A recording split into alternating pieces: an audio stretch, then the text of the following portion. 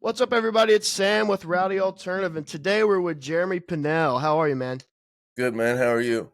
Doing good, doing good. I had you on a while back. It's been hell. It might have been like a year and a half now, so it's good to get you back on, especially after your album that just dropped last month, which we'll definitely get into. But I guess before we get too far along, just let us know what you've been up to recently, dude. Like I said, your album just dropped. You've been busy with shows. I saw you were out with Boland for a while too. Yeah, we just got back this past Sunday, from Flagstaff to all the way up to Seattle and back to Phoenix, and then we flew home. And it was great. It was great being able to be around Jason and his crew. They're such respectable guys, like just the nicest guys you ever hung out with, Mm-hmm. and really just to be around professionals, it's just always great. So Yeah, I feel like Jason and like very underrated and has been around forever. I mean, the red dirt scene out in Oklahoma, he was like one of the guys, when he that was is the really guy, in my he is the opinion. guy. Yeah. Hmm. So I guess just to go like a little bit more into that, like how was that being out there? I'm not sure if you were in Oklahoma or Texas itself. I know you mentioned Arizona, but that crowd out there, did you find did you guys like kind of slide into that audience pretty well? Were they pretty receptive?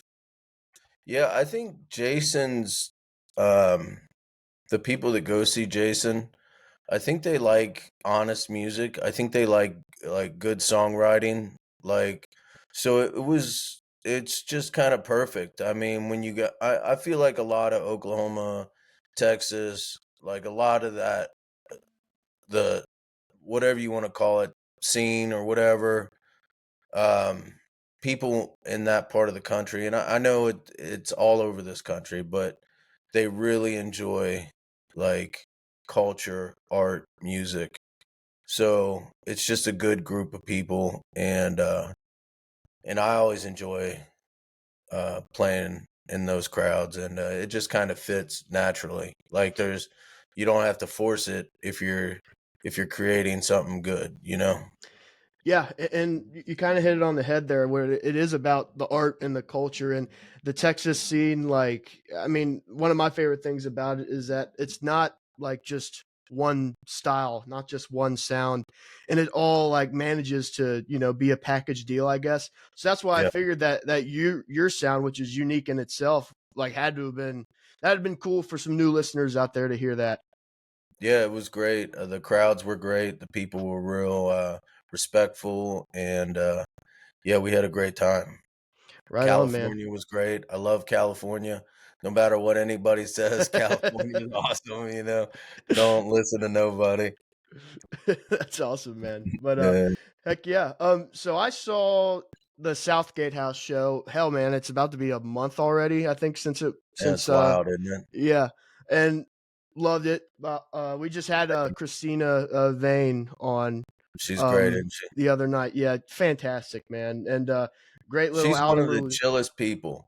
She's I so know chill and it like was easy to crazy. talk to. Yeah, it's awesome. And she's so talented. It's like, how can you have like, usually you got some talented person and they're complete like jerk or something, but Yeah, she's like the complete opposite. right. Yeah, man. But that show was great. If you want to like talk about maybe a little bit how like because obviously you're from around I'm from Northern Kentucky too. Mhm. So and I know that Southgate House has a special place in your heart. You're here at least once every year, I feel like, right? Mhm. Probably more than that. Yeah, we try to like at least play around here once a year. And Morella's just always been helpful in like musicians getting somewhere around here, and she's Mhm. always pushing for somebody, and they're just good people, and I love being surrounded by good people. So For sure. In the venue itself, like, whenever I talk to artists that aren't from around here, like, it really is like a hidden gem around here. mhm. The Southgate House is. I don't think I've never been to a place like it. Yeah. When the Southgate house was across from the levee where the Thompson house is now, Mm, we were just young kids, and Morella's dad would allow us to have punk rock shows there on Sundays, because we were 18, whatever, like, so we were young kids hanging out there. The levee wasn't even there at the time. yeah, There was just like a couple houses, maybe some empty lots or something. yeah. So it's been a big part of my life. For sure, and it's cool to see the. I think the scene around Cincinnati itself, I think is growing more. In my opinion, just from like going to shows, so that's also kind of cool to see. Like with a lot, no one really like you talk to people from like Nashville or something. They usually don't think of like Cincinnati, like the music scene there. What's that like? But like it is cool because it is different. Like the punk rock stuff, like that's still going on, and Yeah. all that kind of stuff. It's pretty cool to watch. Yeah, you got really good punk rock bands around here. There's a uh, band called Bad Man, I think. Mm. Um, and they're just like it's just the kind of punk rock you want to listen to, and they're young kids, and it's just, there's a lot of good music around here. Yeah. Um, yeah, Yeah, a lot of 100%. great musicians too. Mhm. So Yeah. Yeah, man. So, let's talk about Decades. Came out, Halloween, I think it was. And loved it right off the bat. It was fantastic. I think it might be my favorite of yours so far. thank you. Um, and, I guess first off, just to start out, were you pretty happy with the reception and the fan reaction and everything? Yeah, everything. People seem to be liking it. We put a lot of hard work into it. Um, and Sofa Burn Records has been great, and uh, I don't know. I think the reception's been great. We weren't trying to do anything that was we weren't we were trying to do something different, and I think it's a good thing. Yeah, absolutely. And I think when I look at all your albums that you put out, well, each release really, it is you stay consistently like your own style, but it is different with each one. It has a different aesthetic, I guess, a different. I hate to use the word vibe, but that is kind of how it feels like. Like it's a different Mm. vibe with each record. And is that something that comes natural to you when you approach each record that you have? Like, let's go for this sound, let's go for that sound, or is it pretty natural? Like it just kind of comes out of you. Mhm. Yeah, it is. It's not an intentional thing. I never write from an intentional place, really. Like as far as like genre specific or anything. I'm just writing what I like to hear. So if there's a hook or a line, it's not like I'm trying to write a certain way. It's just what comes out, and that's the way I've always been. And yeah, so I'm not a super intentional guy when it comes to that, but like maybe lyrically or something, I you know mess around with some words or something. Yeah. And maybe I'm just looking too deep into it. I don't know. It could just be me, but I feel like this record in particular, like it's very the hooks are very like earworms. Like they really hit you. You know what I mean? Good, Like the choruses and everything in it and good. whatnot. So yeah, it was pretty cool. But Yeah, thank you. Yeah, I'm glad it came. I'm glad to hear that because like a lot of those things, I felt like I heard the hooks, but I mhm. wasn't sure other people. You never know Yeah. if other people hear them. Yeah, 100%, man. So, I get also, you worked with, Shooter Jennings, and I can you just give us the backstory on how that all came to be and how you got in touch with him and everything? Yeah, that was a really neat kind of little story. I think it was 2022, maybe. We were at Beachland Tavern in Cleveland, and I was just kind of at like okay, I like playing music, but everything was up 30, 40, 50%, and we were just eating it on the road, and I was kind of like, I don't know, I'm kind of like done, and Mm. a woman was there by the name of Angela Backstrom, and she does radio PR, and she asked if there was a producer I wanted to work with, and I just was recently listening to, at that time, that Yellow Wolf record, the Yellow Wolf Shooter record, and it's such a great record. I was like, man, this is incredible. Mm-hmm. Like, and I've heard stuff that Shooters produced before, or had a hand in. I don't know the extent of, um, well, whatever. I knew records that he's done. Uh, some of that Brandy Carlisle stuff really hit home for me personally, and then that Yellow Wolf record, I was like, this is incredible. And then I was always a big fan of Shooter in the first place. Like, I still, one of my favorite EPs to this day is that Don't Wait Up record, and you know the Countach record. I'm just such a huge fan of that record, and I mean all his stuff really. But this was all crazy. Just prefacing it with that, like me just being a huge fan, and then I told her, she asked if there was a producer I'd want to work with, and I said Shooter Jennings, and she goes, "Oh, I know his manager," and so that kind of was like a little bit of a start. And then the guy I was touring with, Mike Giacolino, who's in a band called Highways out in Seattle, he's incredible. He was playing bass. He used to guitar tech for Brandy Carlisle, and he's friends with the twins, Tim and Phil. And so I know they were hanging out with Shooter during that time. So he was kind of putting a bug in their ear. And then my buddy Scotty in LA had a engineer that worked at a studio Shooter worked at. So we had, that bug. And then Keith Neltner does a lot of art for Shooter, and he lives in Camp Springs, and he did the record Ties of Blood, the Mm. artwork. And so we had all these people like coming from different angles, and I got home one day, and I put my phone on the charger. I get home from work, and I go to cut the grass, and I went outside, cut the grass, come back in, looked at my phone, and I got a text from Shooter. It said, "Hey Jeremy, I love the last record. I would love to do the next one with you." And I ran out to my wife. I was like, "Look at this, dude! I get a text from Shooter. This Yeah. is like just out of, you know, whatever."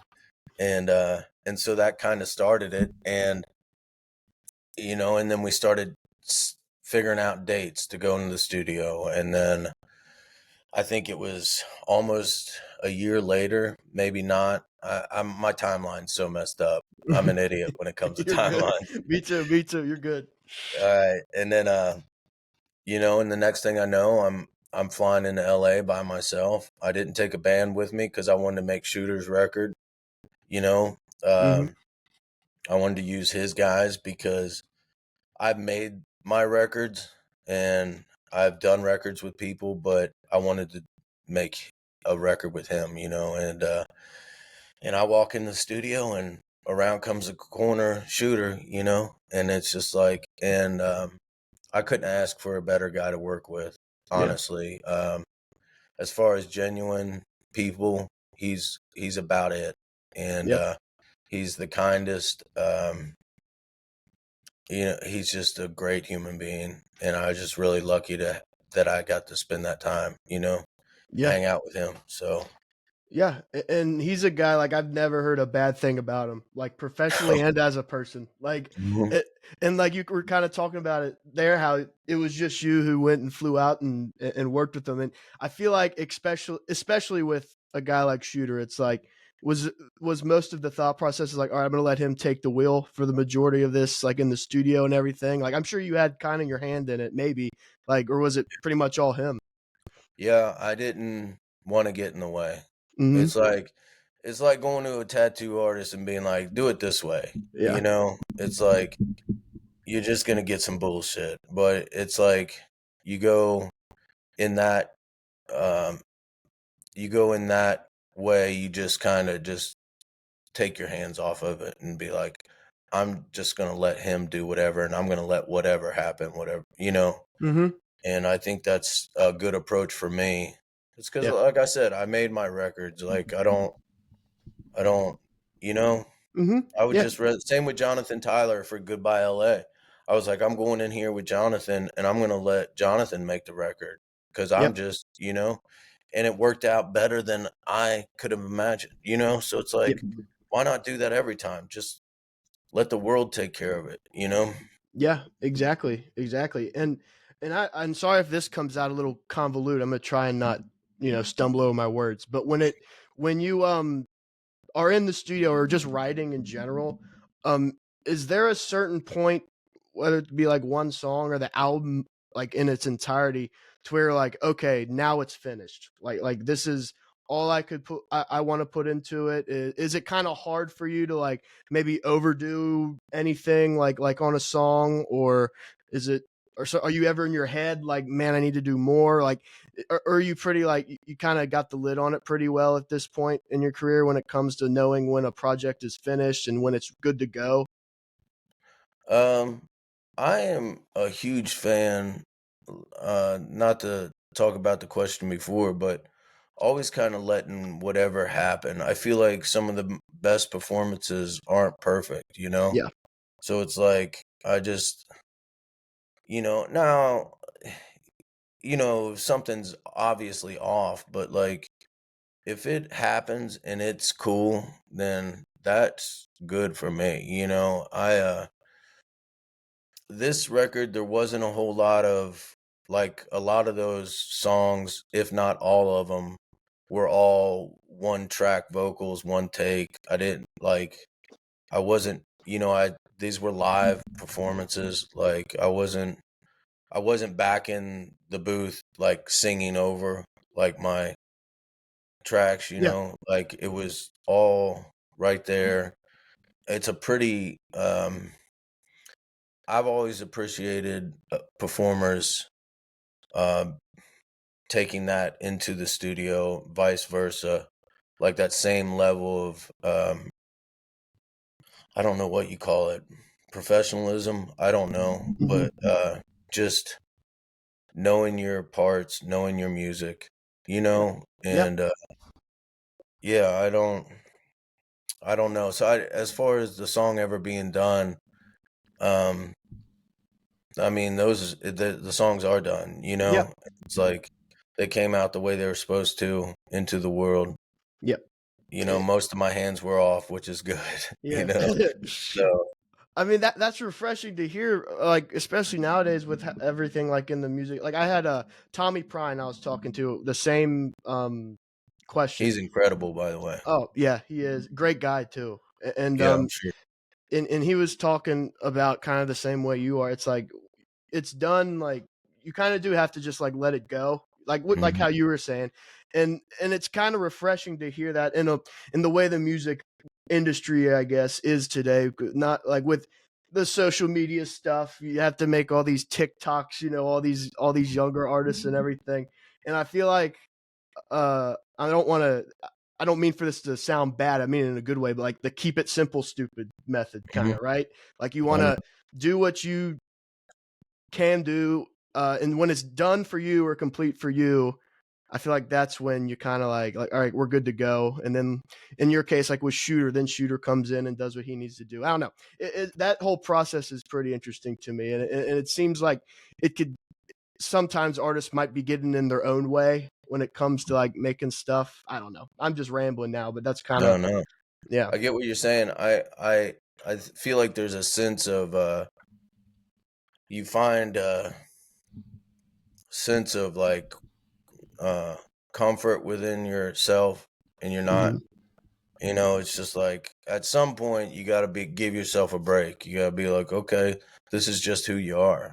Yeah. You either accept it and move on, and I guess the older I get, I'm like, man, this is the way I sound. Hmm. This is the way I look. It's, Yep. like, who cares? I Yeah. don't, Right. That's all that so matters, really. I mean, yeah. whatever. And yeah, it's just it's kind of funny how that all works out. And when you do look back on all your records, like up to now, and I think I kind of asked this question before, but if you could harp on a little bit more, do you ever look back like and see where you might have changed in sound a bit or experimented with something else, or do you look back at it as like a whole, this is me, this is just how I've always been, or do you look at it in like eras, I guess, like I sounded like this on the first album, sound like this on the second album, or do you even look that deeply into it? You probably don't. I always try to like uh keep the same mindset as I like, because when Ohio, Kentucky was when it was came out, like that's just what I was at the time, Yeah. like, and Ties of Blood is the same. Like Ties of Blood, is a lot about my family in the early years of me trying to move forward I got started a little late, you know what I'm saying? So it's Yeah. like, getting a family and like trying to like deal with that, and then after Ties of Blood, I found myself traveling a lot more, like being on the road, and so that's kind of like what Goodbye LA Yeah. was just me like trying to do music, and while traveling, and then my decades is kind of like, just a culmination of everything from Yeah. that point up to this point, and it's just, you know, Yeah, and I feel like Goodbye LA, like how you mentioned that, like that was kind of a cool, like this is something different. I don't know what it is. I'm not a professional musician, so I don't have the vernacular down. But there's like I don't know just the aesthetic of it, the way it was recorded, maybe. I don't know. It was a cool like change of pace in a way. Like mhm. I don't know. I don't know. I'm not a Yeah, professional. no, you're right. I remember I had a breakthrough with just like writing, and I know this is silly, but we had a show in California, and we have a rule in our tour van, that we don't say nothing about the people or the club until we're 2 miles down the road with the windows up, Right? Yeah. and then we notice all these like pretty girls coming out, and it's LA, it's beautiful out there, everything's beautiful, and we were talking about how beautiful the women are, and one of the guys in the van said, "Yeah, but they don't want to have babies," just Yeah. laughing. We were just cutting up, and I was like, "Damn, that is killer." Yeah. And so I started writing that, and we were working our way down to Austin to cut some demos with Jonathan, and I had written that song "Goodbye LA" on the way down to Jonathan's, and it was just a simple, fun idea, and I was like, you know what? I'm just gonna write about whatever, Yeah. like, and that's such a freeing place to find yourself, because I think it's easy for me as a easily influenced person, Hmm. I mean, if it's got a cool package, dude, or it looks Yeah. like they put, like it says like turmeric on it or something, I'm like, oh, that's probably good for you. I'm gonna, I'm an idiot, dude. And like so, uh, I don't know. It's just I kind of lost my place, but I just was like, you know what? I'm going to sing about whatever. And once you figure that out, it's just opens everything up. And Yeah. then what also I didn't tell you about, that initial time, Angela asked me about working with Shooter. I'd kind of, uh, kind of at that moment was like, you know what? I'm not going to do this music thing the way I've been doing it. You Hmm. know, I was like, I'm just going to start saying no to everything and just pick the things I want, and and then just kind of like the doors started opening. Yeah. So it's like, uh once you kind of like, I don't know, I didn't give up. I just something happened, like a Yeah. switch flipped inside my brain, and it's kind of like the same thing with songwriting. It's just like once that switch flips, like you things happen. Yeah, and it's interesting what triggers that, and maybe like people like maybe that's something that no one ever finds out, like that switch to flip, and maybe it's just where you are in your career, like whenever that may be. And I was kind of wanting to go off that a little bit more with like I said, Christina was on a couple of days ago, and we were talking about the same way with her a record that came out not too well back in February. It was the same deal, like I look a lot at Goodbye LA, but also with Decades. I feel like with albums, at least the way I listen to them, I get a sense of like with each record, it's like a certain time in like a certain place when I listen to these things. Like when I listen to Goodbye LA, it's like I picture like a freewheeling going down the road kind of thing. Like we're on the Good. road kind of deal. And like Yeah. Decades like is a whole nother feeling. And I'm wondering if that's kind of how you listen to music or you consider your own stuff. Like this is a certain time in my life. This is a certain place, a certain culture, anything like that. Like, do you ever get that feeling when you like separate your releases and stuff? No, I don't listen to my music in um that kind of way, I don't think. Hmm. Um, the older I get, the less I go back and listen, you Yeah. know. Uh, I'm always curious like sounds and stuff like that. Like I want to hear it and see if I like it, Hmm. or see if I still like it. And usually if you listen to like if you space the recordings out and like listen to them every now and then, you're like, "Oh, this is pretty good." But if you're constantly in your ear about what you're doing, it's just like everything always sounds terrible. Right. So it's Yeah. like it's just I don't really yeah, I don't go back and reminisce or not like I do with a song like Def Leppard, like "Pour Some Sugar on Me" when I was a kid. Yeah. When I was a kid, that song was legit. Or you know, yeah. So I don't. Yeah. Don't find yourself looking back too much on it, which is probably like a good thing, right? You just keep going to the next. Yeah, I mean, yeah, you just humans change. Yep. Yep. Right. So, Jeremy, dude, thanks a lot for hopping Thank on. you. I love talking about the record, but before we go, I know obviously you just dropped Decades, so I don't know what your whole recording thing you're writing. I don't know what you're up to. So, if we could have anything to look forward to, like maybe new music or shows coming up, I know it's gearing towards the end of the year, so you might be winding down a bit. But is there anything coming up? No, and it's awesome, dude. I'm Yeah. just chilling for a couple months. It's winter time.